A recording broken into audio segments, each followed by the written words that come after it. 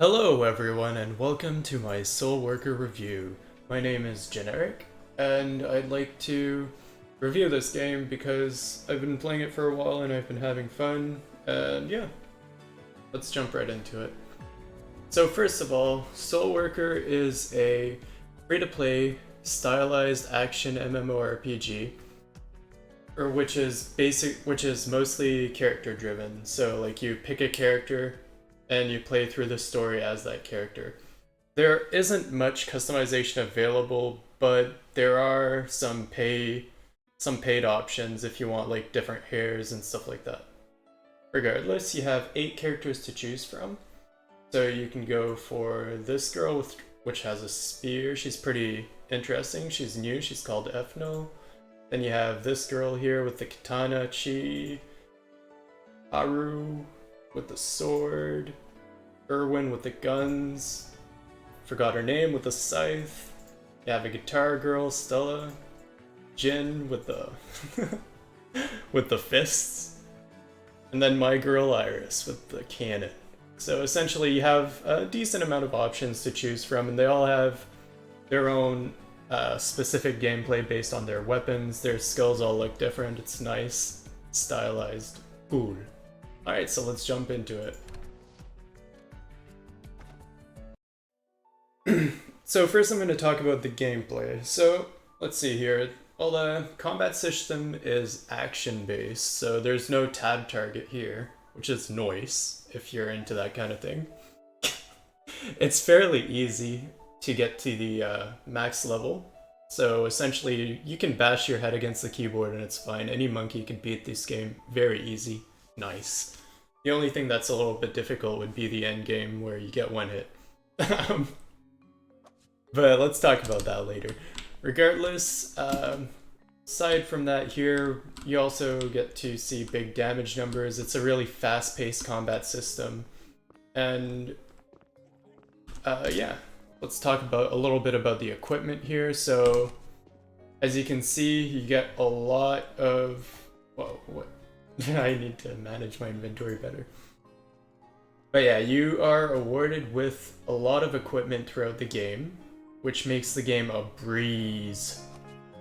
Like right now, as you can see, I have +9 everything, which I got at level 60, which is ridiculous because it makes the game too easy. But that's probably why it's so easy to level up to. Like every 5 levels, you're gifted with boxes that give you equipment, so you don't ever have to collect equipment. All the equipment you get is trash. Anyway, aside from that, the upgrade systems, I haven't gotten to test them because the game's been giving me equipment that's strong enough all the time. But yeah, it's not too complicated. You are awarded with materials and crafting materials to make upgrading better. You're awarded with a ton of these ether points, which you use to upgrade things with. And yeah. I'm guessing etherite is what you use to upgrade, right? Maybe? I don't know. Let's go. Let's move on. I'm not making a guide. I'm just reviewing the game from my point of view 40 hours in. So yeah, aside from that, you also have access to Akasha cards to make your characters stronger, which are essentially cards that you put in a deck, which go into slots. I'm just gonna go in the menu here to the Akasha menu, boom, which I don't use yet. But you use F1 to F5 for those slots. Some of them are active, some of them have passive abilities, and they're ranked. Although, the only way to acquire Akashic cards right now is to either earn them as a free-to-play by getting them randomly here. I'm just gonna roll some Akashic cards for you guys. 3, let's go. And you get a decent amount of them for free just by playing the game, but if you want to speed up that process, you can go right here in the cash shop. And yeah, in the cash shop you can buy them right here. So you can buy like 10 of them for 10 bucks, 30 of them for 30 bucks, or 50, or like 60 of them for 50 bucks. So the more you buy, the better deal you get. Although, yeah, that's how people speed it up. and you get only random ones, so you cannot guarantee any Akashic cards, which is pretty interesting. Although you do get a choice of a 5-star card if you spend 500 bucksos, but you know, regardless, it is what it is. And aside from that, another way to make your character stronger would be to attach brooches to the costumes. As you can see, each costume piece has brooch slots, except for underwear, because fuck it, why not? But yeah, they all have brooch slots. So what you do is you get brooches, which you can get for free, although you can also pay for them, and the paid ones are better. You get them for free by doing quests and stuff like that. Events also give out brooches. These ones are probably, well, they're low class, so they're garbage. And they give you a random boost. So essentially there's a lot of RNG involved with making your character stronger, which isn't exactly a bad thing. It increases the longevity of the game, and it makes it so you're incentivized to play a little bit more to make your character stronger.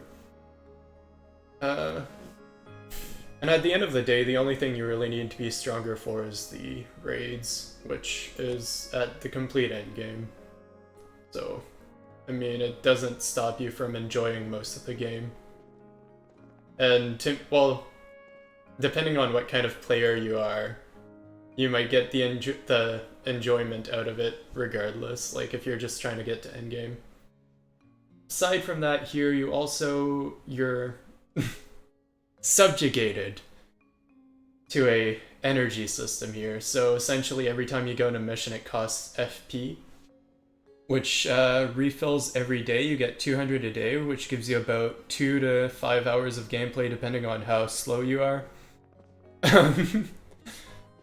And you also get a lot of refills for that FP. Like, I've made this account 5-6 days ago, and I've been just using the maximum amount of FP that's been given to me, and I'm already level 60 here. And yeah, I mean, I have this, see here, recover 100 FP, 38 of them, that's about 15 days of gameplay. So if I wanted to, I could easily be max level right now. It's just I haven't put the time into it, and they do give you a lot of free FP refills. You also get mats. I think I have a mat somewhere in my inventory. I'm gonna take a look. Yeah, right here. So social item mat. Recovers 5, 8... Oh, it's action points. That's what it stands for. Interesting. Oh, no, never mind. Anyway, you get 5 FP per minute, and the usage time is 10 minutes, so you get up to 50 FP with these mats. And people usually set them up so you don't even need to have them in your inventory. You can just mooch off someone else, and yeah, you can regen your FP that way.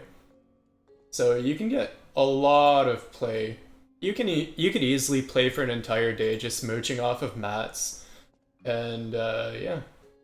It's a nice way to social. I guess it forces socialization to a certain extent, but that's alright.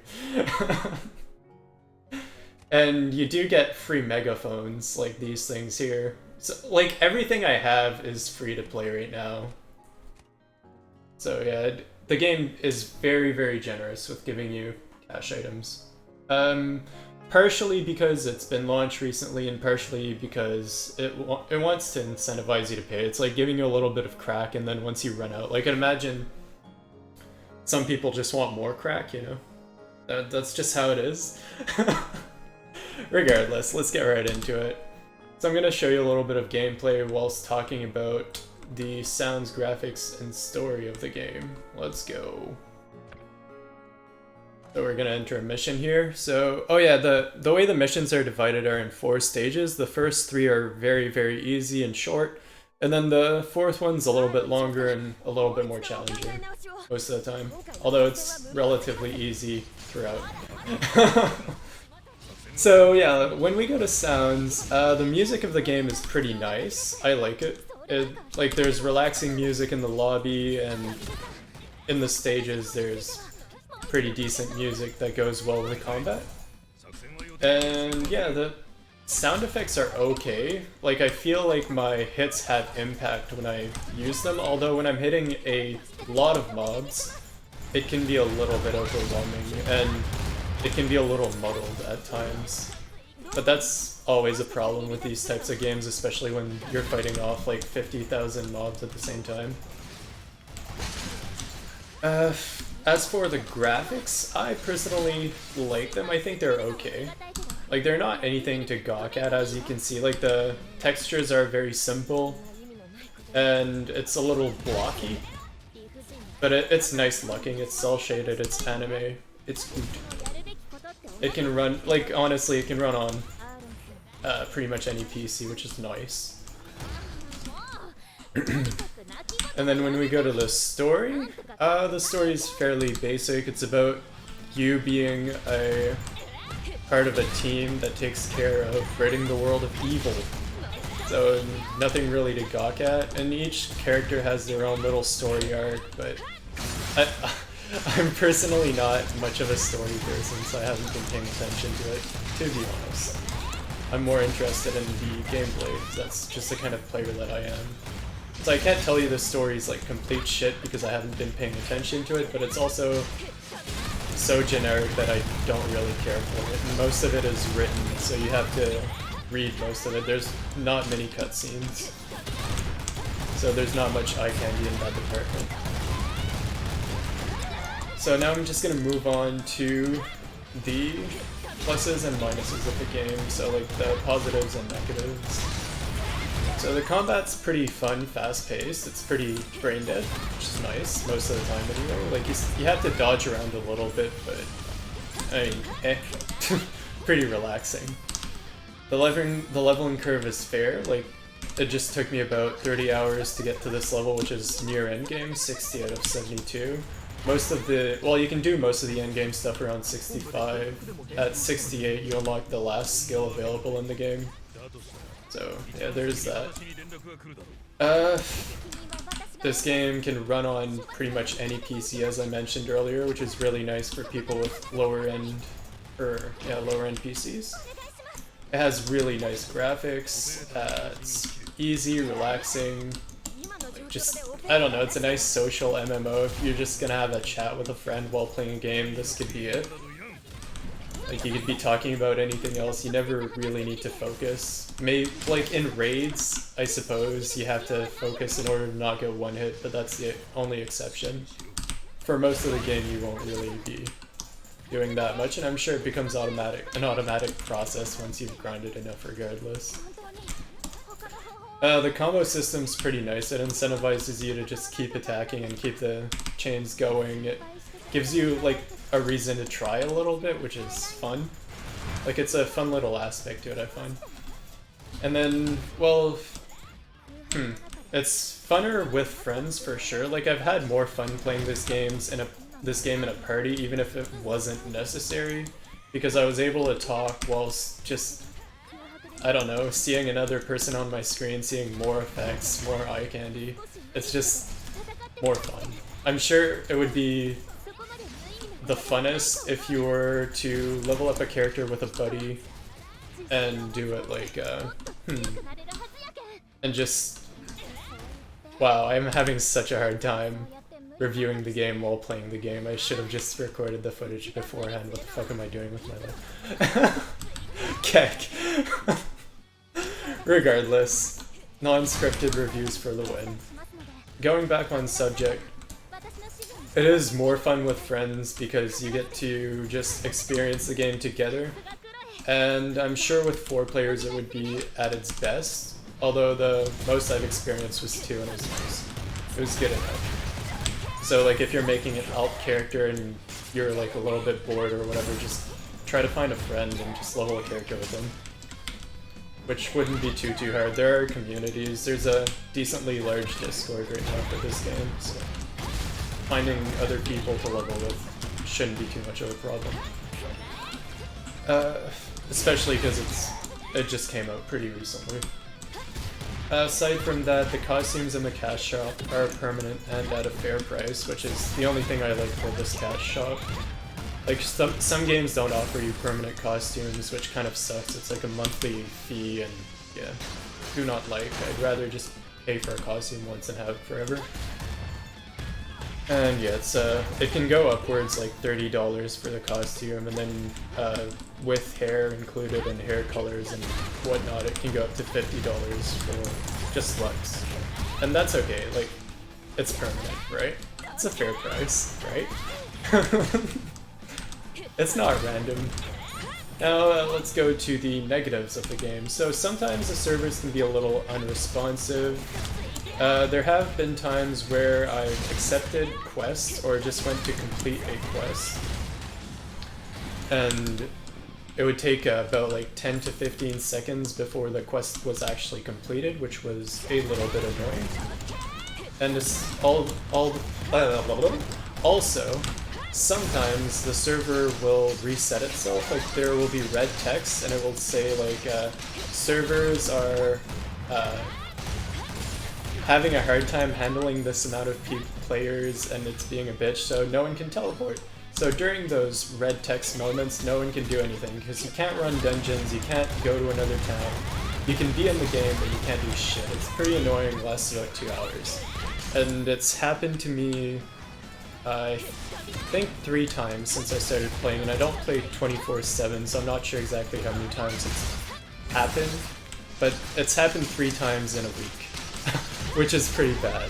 It's like a mini maintenance, if anything, at that point. Like, honestly, they should close the servers, but they keep the servers open when that happens, and it's really annoying. The pay-to-win aspects of the game are also annoying. Like, there is gambling involved with the Akasha cards, and there's also gambling involved with the brooches. Although you get better brooches when you pay, but it's still gambling, which is shitty. Like, I don't know how else to say it. I hate gambling mechanics in my games, especially when they're paid.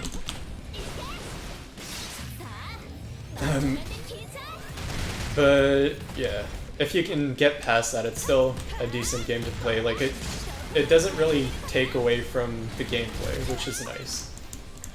The anti-cheat is resource intensive, so like, at the beginning when you launch the game, you'll notice that the anti-cheat takes a while to load.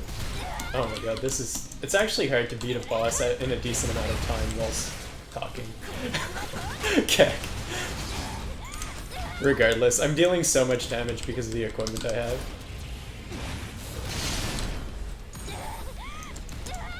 And I'm not really using all my steals too, so. There we go.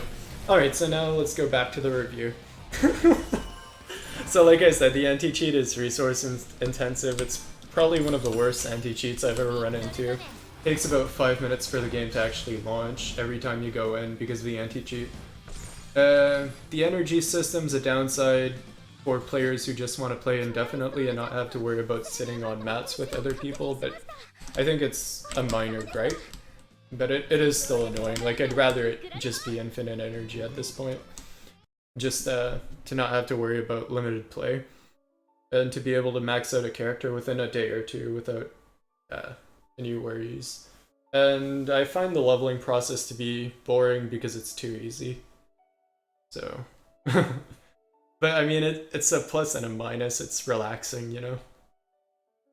So my final thoughts. I would recommend this game to anyone who enjoys action RPGs. Like, if you've played Phantasy Star Online 2 or stuff like that, you'd probably enjoy this game to a certain extent. Especially if you're into anime, I'd recommend this game for sure. Like, the aesthetics is definitely high anime, I guess sci-fi? Yeah.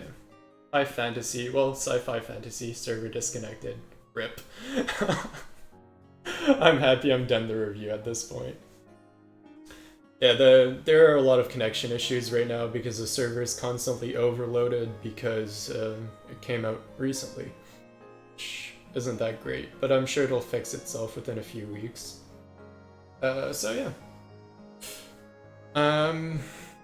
I do have a guild in the game, and I do have a Discord, so feel free to join my Discord and my guild if you feel like it. That will be in the description. And yeah, thank you for watching this video. Have a wonderful day. Leave a like, comment, subscribe. I don't really post videos often, but I might be posting another video in the future based on the end game that I haven't experienced yet.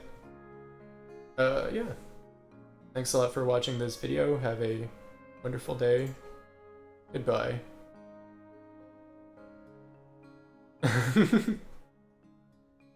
I apologize for like just the I guess how I can't words. I apologize for the awkward vibes, I suppose. I could have made the video a little bit more structured and just scripted it completely, I suppose. Regardless. Peace.